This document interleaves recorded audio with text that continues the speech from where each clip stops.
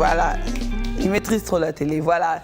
De retour sur ce plateau avec notre invité et vous êtes déjà calés, les amis émeraudes déjà qui commencent à réagir. Calmos, tout doucement, tout doucement. Il est là sur ce plateau, lui c'est notre invité. Lui c'est Maître Waka. Maître Waka, pour certains enseignants, pour certains tradipraticiens, pour certains magiciens, pour certains vraiment beaucoup de choses. Deuxième dan ici, mais je vais laisser donc, on va dire comme ça, la liberté à notre invité Maître Waka de se présenter à tous ces fidèles téléspectateurs qui sont connectés en ce moment même partout dans le monde, qui vous suivent. Qui est donc Maître Waka? Merci beaucoup à vous, ma sœur. Je suis connu des Congolais, je suis Maître Futur Sacré-Cœur Waka. Je suis père fondateur de l'école africaine des initiations spirituelles. C'est un mouvement ésotérique à caractère initiatique. Je suis tradipraticien, je suis magicien, je suis instructeur du Kung Fu. Voilà, je suis vacataire à la faculté de droit. Je suis écrivain. Voilà, voilà, on ne peut peut-être s'arrêter là. Voilà, on ne peut que s'arrêter là. Vous avez compris parce que la liste, elle est longue. Et tout ça là, c'est lui-même.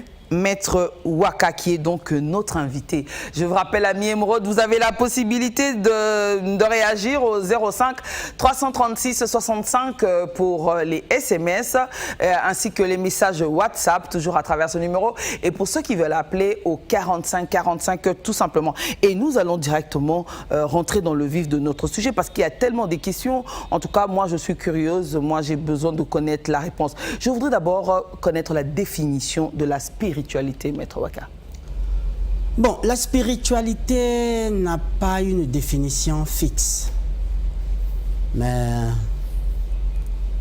on peut la définir comme une procédure. Ok. C'est l'ensemble des procédures qui permettent à une personne à rentrer en contact avec le plan supérieur, c'est-à-dire le monde invisible.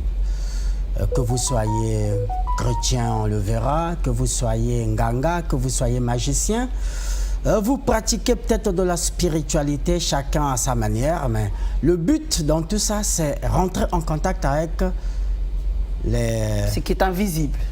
Les invisibles, avec les galaxies, parce que les esprits ne sont pas toujours sur Terre. Voilà, et c'est de là où on verra peut-être une différence entre le magicien et le tradipraticien.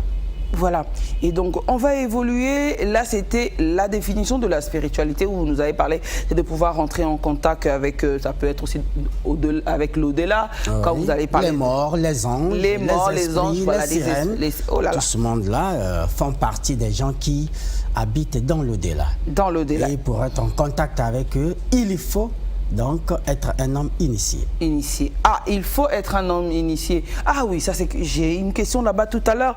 Et pour ceux qui ne sont pas initiés, ils n'ont pas ce pouvoir? Non, ils n'ont pas la capacité. C'est des hommes morts. C'est des hommes morts parce que le but de l'initiation ici, c'est de nous apprendre à nous connaître d'abord nous-mêmes. Ok. D'apprendre à connaître l'architecte de cet univers. Parce que le monde a un architecte. Et le but de l'initiation, c'est résoudre seul ses propres problèmes. C'est de ne plus dépendre des gens. Parce qu'un homme initié est libre d'esprit et de caractère. Or, un profane, c'est-à-dire un homme qui ne connaît rien de la spiritualité, restera dépendant. C'est-à-dire, si vous me refusez, moi, de venir chez moi, le nganga, vous irez voir le pasteur. D'accord. Si vous refusez le pasteur, vous irez voir un magicien. Parce qu'aussi longtemps que l'homme vit sur terre, il est contraint à la résolution de ses problèmes. Et les problèmes ne peuvent quitter l'homme que dès lors que celui-ci quitte la terre des hommes. Exactement. Voilà. Et donc tous ceux qui se réveillent un matin pour parler que j'ai la possibilité de voir ceci ou cela sans pour autant être initiés, on va dire que ce sont des charlatans. Oh, charlatan, c'est des mots français. Et, si on s'en tient à des mots français, cela va nous embrouiller parce que lui-même, le français, a voulu nous embrouiller. Voilà, alors comment on va les appeler? Lui-même, il s'est embrouillé. Nous sommes des Bantous. D'accord. Nous sommes des Bantous et chez nous, en Afrique, il arrive que c'est l'esprit, au départ, c'est même l'esprit qui vient vers l'homme. D'accord. C'est pas l'homme qui va vers l'esprit. C'est d'abord pour être magicien ou pour être praticien, il faudrait que vous ayez cette capacité mystique en vous.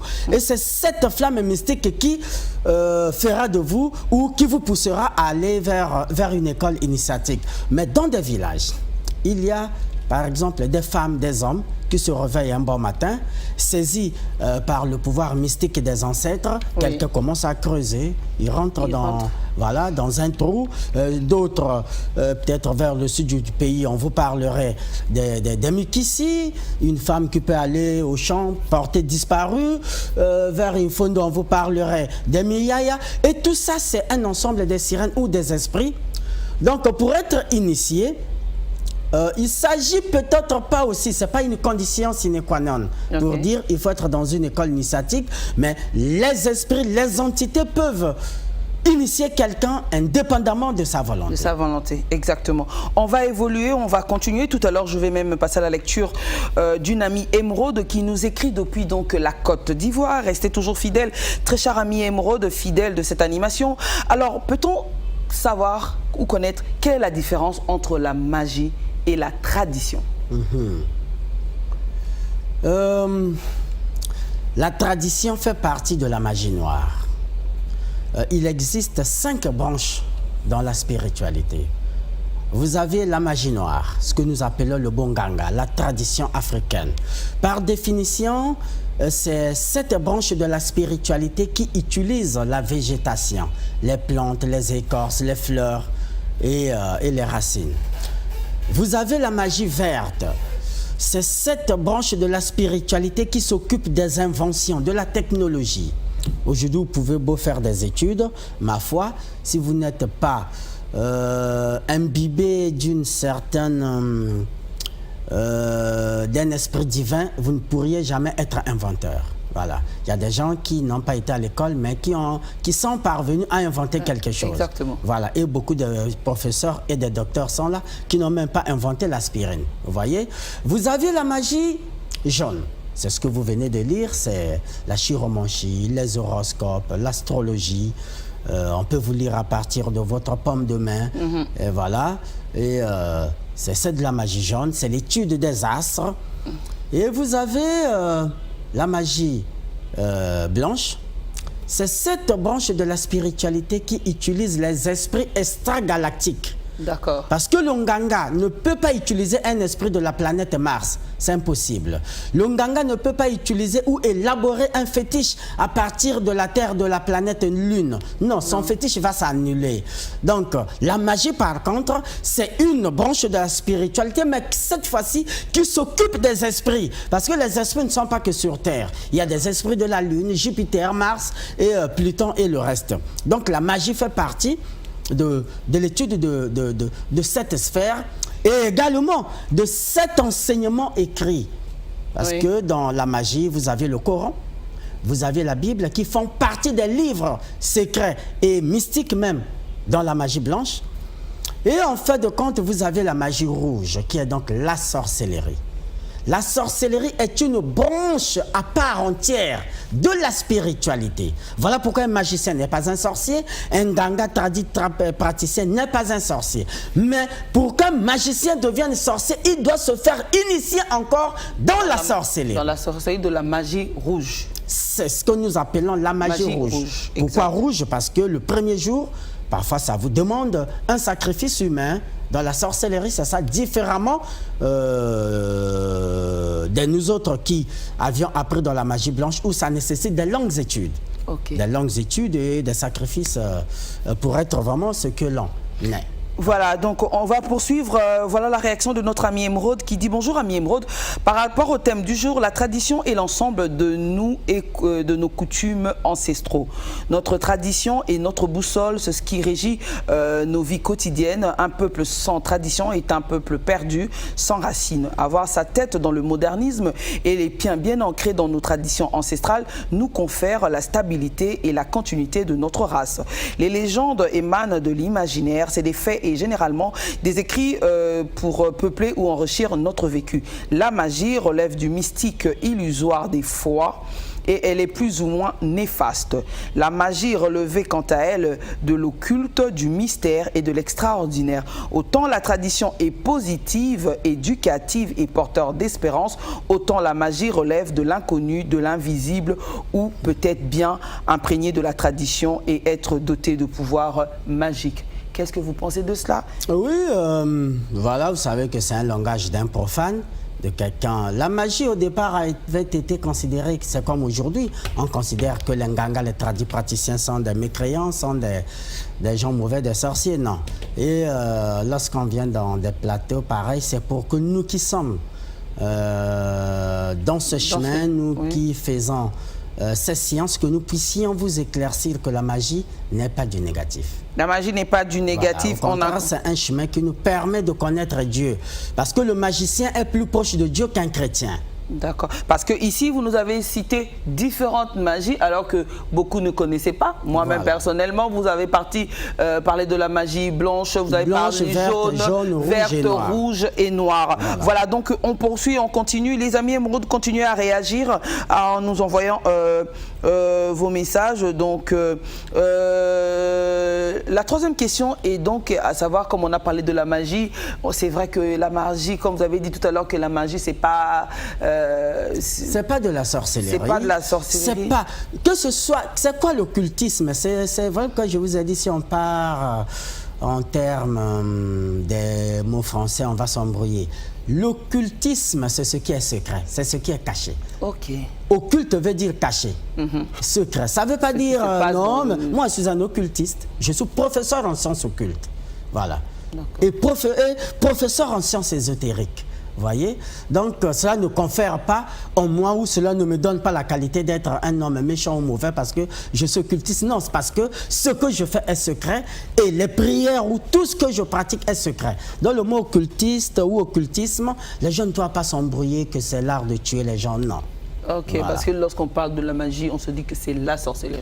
Non, non, non, non. Voilà pourquoi on est là, pour vous redresser un peu ces langages de la rue. Le magicien n'est pas un sorcier. Même s'il faille que nous puissions aller plus loin, oui, on peut. Mais c'est quoi la sorcellerie? Elle n'est pas toujours négative. Il y a la sorcellerie positive. Aujourd'hui, si votre mari vous abandonne et va se recroqueviller quelque part à Mukondo, chez une bordel ou une femme quelque part, mais vous venez me voir et j'élabore une solution capable d'attirer votre mari, de lui faire revenir à la maison, mais je dois l'ensorceler. Mais c'est un ensorcellement positif. Mon père fut un tradit praticien, un grand chef coutumier dans mon village. Ce fut un grand sorcier, mais il ne tuait pas les gens. Dans mon village, il y a des forêts auxquelles, même si on va à la chasse, quel que soit le rapprochement des tirs, personne ne peut mourir par fusillade. Nous avons des fleuves, des rivières, où personne du vivant de nos pères, personne ne pouvait mourir par des noyades ou par le fait des morsures de serpents. Mais c'était des totems gérés par nos pères à l'époque, vous voyez. Donc la sorcellerie n'est pas aussi négative comme on le pense, c'est que l'art d'envoûter les gens, non. Il y a ce qu'on appelle la sorcellerie positive, celle qui est l'art de gérer le totem, l'art de gérer l'égrégore d'une famille, d'une nation ou d'un village. Et chaque village a un totem, chaque famille a un totem. Voilà pourquoi en Afrique, chaque famille a des interdits. Nous ne mangeons pas la panthère, nous ne mangeons pas le chimpanzé, nous ne mangeons pas le gorille. Mais les interdictions là sont régies d'après l'esprit qui gère votre totem. Ok. Voilà. Donc, on a compris que la magie, ce n'est pas la sorcellerie. Donc, vous êtes en train de nous suivre un peu partout dans le monde en ce moment. Même la Côte d'Ivoire n'arrête pas de réagir. Ils envoient des messages. En tout cas, j'espère que vous êtes servis. Maître Waka est là pour nous éclairer. Maître Waka est là pour nous aider. Et on évolue, on continue. Alors, entre les chrétiens, les mages et les tradis praticiens, lesquels sont des satanistes? Les chrétiens. Ah bon? Oui. Ah, les chrétiens sont très loin de Dieu. Si Dieu existe, c'est que le diable existe. Vous pensez que pour atteindre Dieu, il suffit de venir à l'église, Seigneur Jésus, j'ai des problèmes, rendez-moi service. Non. Ça aurait été le cas. Les églises se videraient. Pourquoi? Parce que tous ceux qui sont dans des églises sont des nécessiteux. C'est des personnes nécessiteuses. Vous ne verrez jamais une personne en bonne et due forme qui ne manque de rien aller à l'église. Non. Et aujourd'hui, l'Église s'écarte. C'est-à-dire l'Église fait écarter les gens du chemin de la vérité. Mais la vérité, c'est quoi? C'est connaître Dieu. Mais est-ce qu'à l'Église, on apprend aux gens à connaître Dieu? Non. À l'Église, on apprend aux gens à lire l'Évangile. Mais l'Évangile, c'est quoi? C'est comme on dirait, c'est quoi? L'Évangile, c'est des récits de la Bible. Mais est-ce que la Bible est un livre de Dieu? C'est faux. La Bible, c'est un livre, d'abord, qui contient beaucoup d'erreurs, beaucoup de faussetés. De deux, la Bible, c'est un livre de l'histoire d'un peuple, du peuple hébreu. C'est comme moi, j'ai écrit un livre sur le Ndjobi, j'ai écrit un livre sur les Téké, sur le Nkwambali. Mais ce livre-là ne doit pas devenir un livre saint de tous les Congolais. Lesquels ont écrit la Bible d'abord? Mais c'est les Romains. Lesquels ont tué Jésus? C'est les Romains. Tu es sûr que ta rivale peut écrire des bonnes choses pour toi? Non. Mais ça aurait été que la Bible soit un livre véridique. Mais les premiers à le lire seraient les propriétaires de la vie décrite dans la Bible, seraient les Hébreux. Mais les Hébreux ne parcourent pas la Bible. Les Hébreux ne lisent pas la Bible. Ils ont leur Bible qui s'appelle le Torah, la Torah. Vous voyez? Ils ont leur Torah. Ils ont leur Talmud. Ils ne lisent pas la Bible parce qu'ils comprennent que... Mais aujourd'hui, j'écris un livre sur le fonctionnement de DRTV. Et vous, qui fonctionnez, si vous me dites que c'est faux, mais en quoi mon livre consisterait à être juste? Voilà pourquoi, comme les propriétaires de la vie judaïque, les judéo-chrétiens, dont les juifs, les hébreux, ont déjà déclaré la Bible comme fausse, mais à ce moment, il faut laisser la Bible. Parce qu'elle ne vous conduit à nulle part. D'abord, il est dit, et puis c'est très dommage, que les gens abandonnent leur propre culture, leurs ancêtres, pour adorer l'ancêtre d'une autre personne. Mais si Jésus résolvait les problèmes des gens aujourd'hui, tous les chrétiens seraient guéris, tous les chrétiens seraient heureux. Mais les églises seront vides. Mais oui, mais le but c'est que chacun puisse trouver ce qu'il a besoin là où il est parti à l'église. Donc aujourd'hui, aller à l'église, c'est s'écarter encore plus belle de Dieu. Nous tradis praticiens, magiciens de notre état, nous nous rapprochons de Dieu. Pourquoi? Parce que vous vous dites, non, si tu vas chez les magiciens, voilà, c'est rapide, c'est le diable. Ce n'est pas le diable. C'est parce que nous connaissons l'idéologie de la nature. Nous savons écouter la voix de la nature. Même Francis Bacon le disait. Pour prétendre vaincre la nature, il faut l'obéir et écouter sa voix. Nous utilisons la Bible originelle. C'est quoi? C'est la nature. Là où il y a des plantes et des fleurs. C'est cette Bible-là que Dieu a façonnée de ses mains. C'est cette Bible-là que Dieu a créée pour résoudre ou résolver les problèmes sur terre. En dehors de la nature, qu'est-ce qui vous produit les médicaments de l'hôpital? Les comprimés, les injections et tout. C'est prélevé d'où? Ce n'est pas des sèves, des écorces ou bien des plantes de la forêt. Mais voyez. Et cette Bible aujourd'hui, elle est catholique. Vous êtes arrivés ici avec vos églises dites modernes ou de réveil. Vous ne voulez plus le catholicisme, alors que ce sont eux qui vous ont écrit la Bible. Mais si vous refusez le catholique, écrivez votre propre Bible. Voilà. Mais moi, aujourd'hui, nous nous rapprochons de Dieu parce que nous connaissons les arcanes divins. Quand j'ai envie de soigner quelqu'un, je sais qu'il y a tel esprit, tel genre d'entité qui s'occupe des soins. Je l'appelle automatiquement, il me donne la plante. Si j'ai besoin de faire un songe pour voir la vie de quelqu'un, je sais quelle est l'entité qui s'en occupe. Mais vous, c'est Jésus, c'est Saint-Michel qui est là, que vous invoquez tous les jours. Vous ne savez même pas sa mission. On va y aller tout doucement. En tout cas, je peux même vous garder là jusqu'en... Parce que... Là, en tout cas, comme on dit, je perds mes mots, hein, s'il vous plaît, ami Émeraude, comprenez-moi, comme a dit Mobutu, comprenez mon émotion.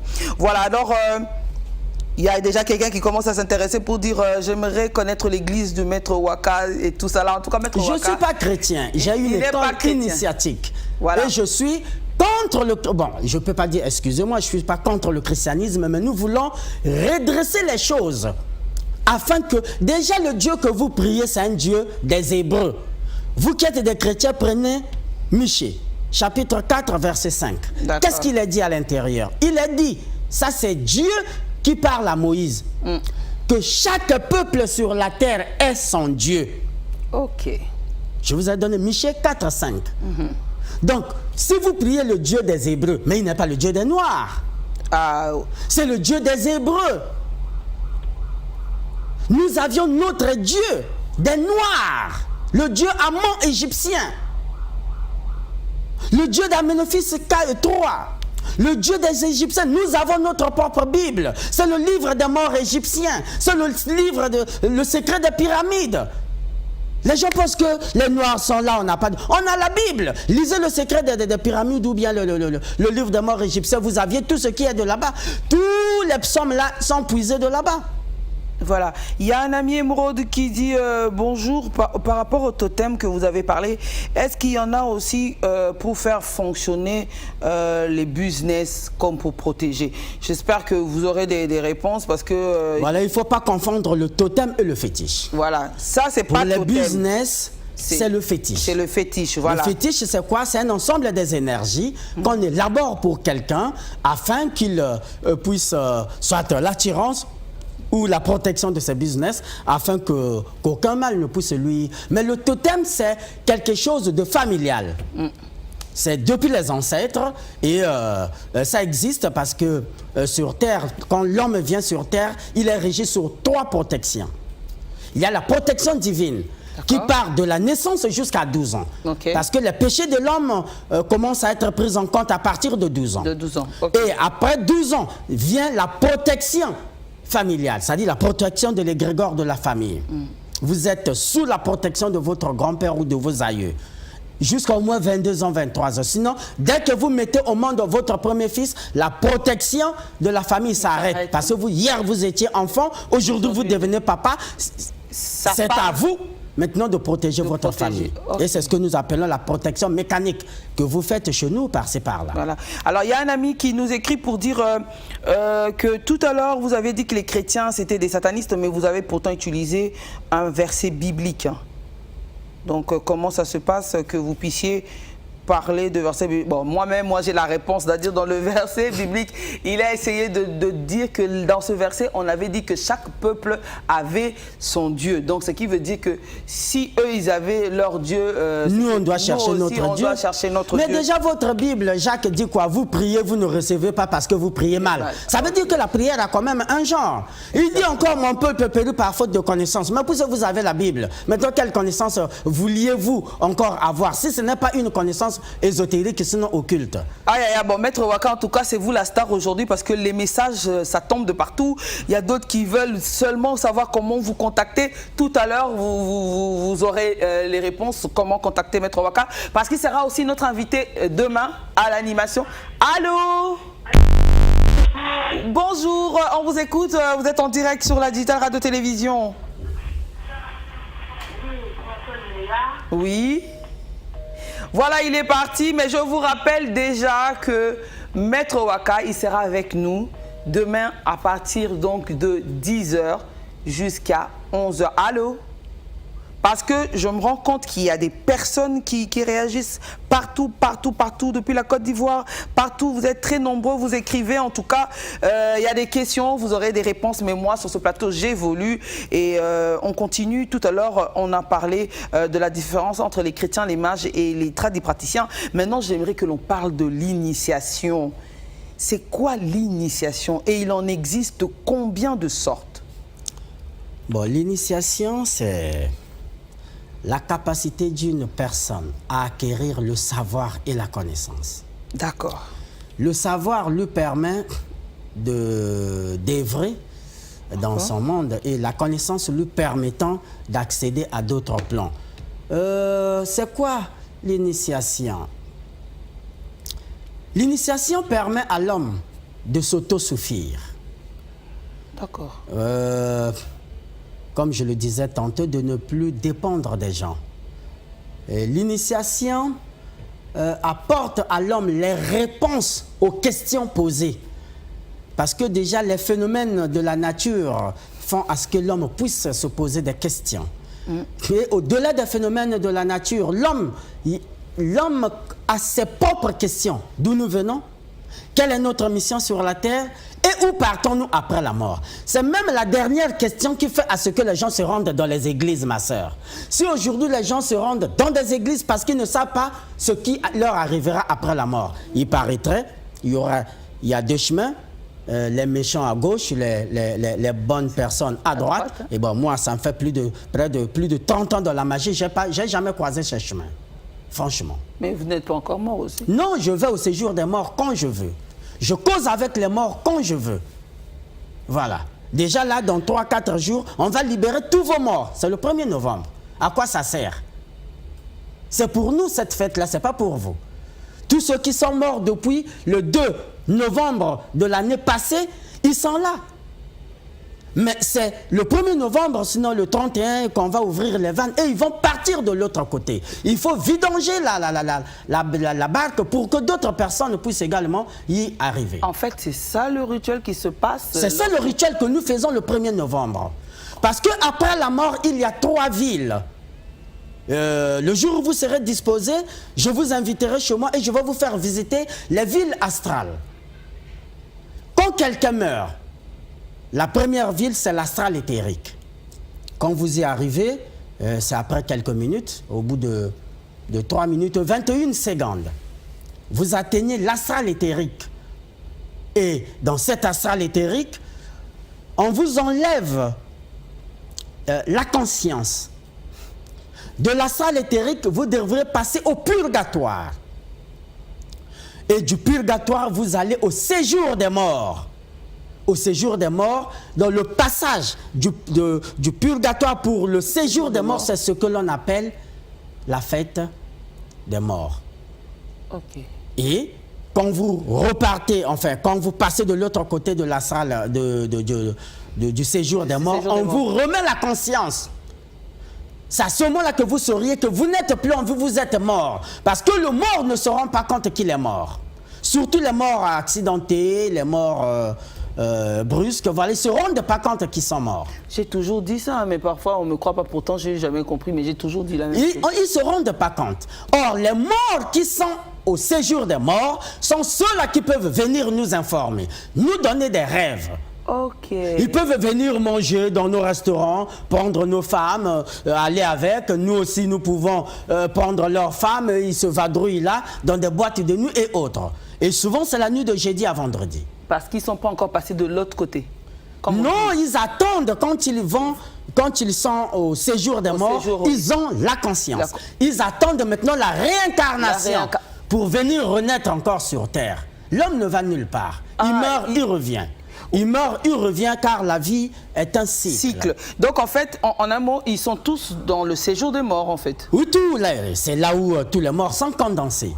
Même si votre grand-père est mort, je sais pas, en 1930, s'il ne s'est pas encore réincarné, vous l'appelez, vous allez le voir. Ou vous partez là-bas, vous pourrez le voir. Bon, entre parenthèses, lorsque vous communiquez avec les morts, là, du genre, je viens vers vous, je demande si je peux rentrer en contact avec ceci, cela, et vous faites venir la personne? Oui, je la fais venir. Si vous me donnez des questions, date de décès ou date d'enterrement ou quoi, il y a quelques conditions à remplir. Ou soit je peux vous embarquer, je vous emmène chez eux, et vous les voyez, on vous demandera, mais voilà, Shungu, qu'est-ce que tu es venu faire? Et puis bon, mais voilà.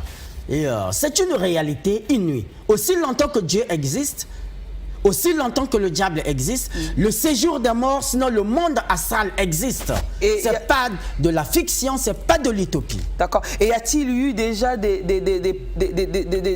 ceux qui sont revenus justement des séjours des morts, qui sont venus et qui nous ont quand même apporté soit une réponse à une des questions? Beaucoup même, quand les malades qui viennent consulter chez moi. Il faut m'appeler mon papa, il doit me dire qui lui avait poussé pour qu'il tombe. Oui, donc on va venir chez nous. Oui, parce que les morts il doit nous dire ce qu'il avait vu, qui l'a poussé. Nous sommes quasiment arrivés vers la fin de notre animation d'aujourd'hui, mais il y a tellement d'émissions. Très bonne émission. Maître Waka, en tout cas, voilà des réactions. Nous sommes en train de vous suivre. Le thème nous intéresse. Très bonne émission. Oui, restez toujours connectés. Maître Waka, il va revenir demain à partir de 10h jusqu'à 11h20. Et demain, je vous rappelle déjà qu'à à part la rubrique horoscope, on n'aura pas Femme et son histoire. On va consacrer tout le temps, en tout cas, à Maître Waka qui va nous apporter toutes les questions parce que ça tombe de partout et malheureusement, il n'y a plus beaucoup de questions. Mais je vais laisser Maître Waka nous répondre. Oh là là là, je suis perdu. Avant le numéro de Maître Waka, son adresse, vous l'aurez tout à l'heure. Alors, moi, je vais rester sur l'initiation. Donc, ça sera la dernière question pour aujourd'hui. Mais demain, déjà, notez les questions que j'ai réservées pour mon Maître Waka. Il va nous parler de l'objectif et de l'importance de l'initiation. Il va aussi nous parler du fétichisme. Et il nous dira s'il y a combien de types de fétiches.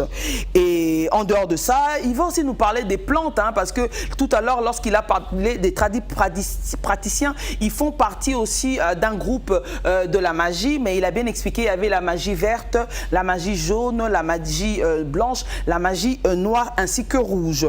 Et Maître Waka va aussi nous parler si l'Église apprend la spiritualité aux gens réellement ou pas. C'est des grandes questions comme ça. Et aussi si Jésus est réellement le chemin, la vérité et la vie. C'est des grandes questions, des questions très profondes. Pourquoi? Parce qu'aujourd'hui, la spiritualité nous complique. La spiritualité nous divise. Et la spiritualité, parfois, nous pousse à faire des choix ou des choses que soit c'est un manque de discernement, comme l'on dit. Et voilà, nous avons la chance d'écouter Maître Waka, tradipraticien, magicien, qui parle de toutes ces choses-là, en tout cas, qui nous explique en long et en large. Alors, Maître Waka, on reste sur l'initiation. Il existe combien de sortes d'initiation? Et comme ça, on va boucler, on va s'arrêter là. Et à partir de demain, nous allons parler justement de l'importance, ou c'est maintenant, vous nous dites l'objectif et l'importance de l'initiation.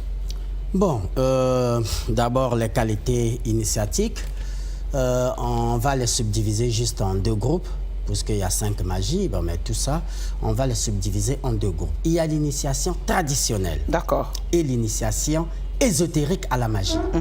Parce que vous prenez la magie jaune, tout ça, ça fait partie de la magie des Mindélé, comme on le dit, la magie des Blancs. Mais nous, en Afrique, n'avions-nous-t-elle pas une spiritualité?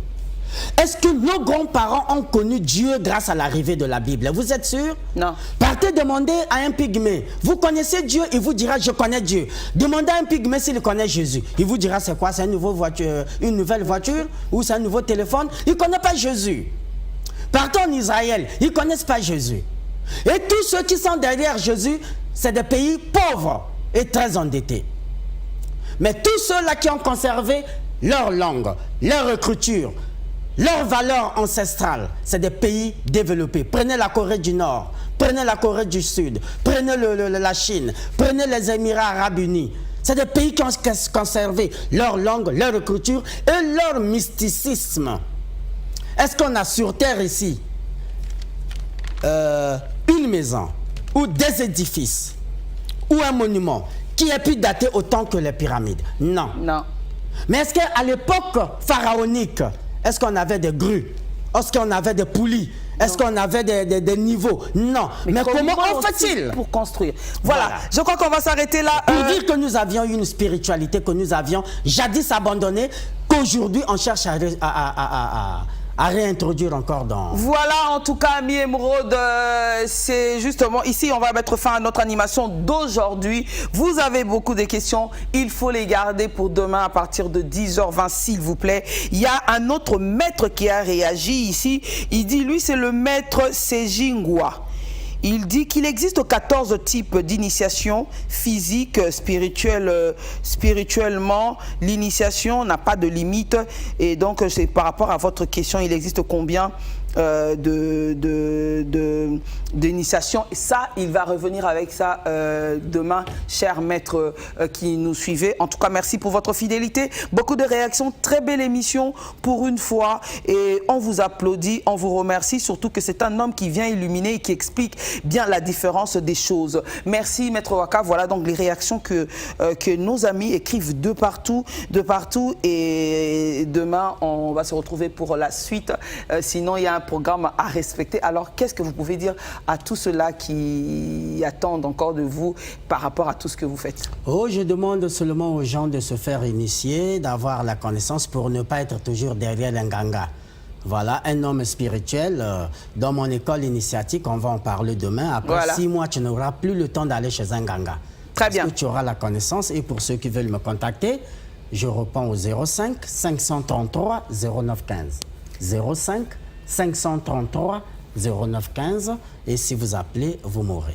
Voilà, vous aurez Maître Waka, mais il ne faut pas trop le déranger aujourd'hui parce qu'il doit se concentrer pour demain. Il va revenir avec toutes les réponses. Mais aujourd'hui, ne lui posez pas toutes les questions déjà au téléphone. Hein, Maître Waka, il ne faut pas donner toutes les réponses aujourd'hui parce que sinon, dans le monde, en ce moment, ils sont tous connectés. Voilà, merci beaucoup.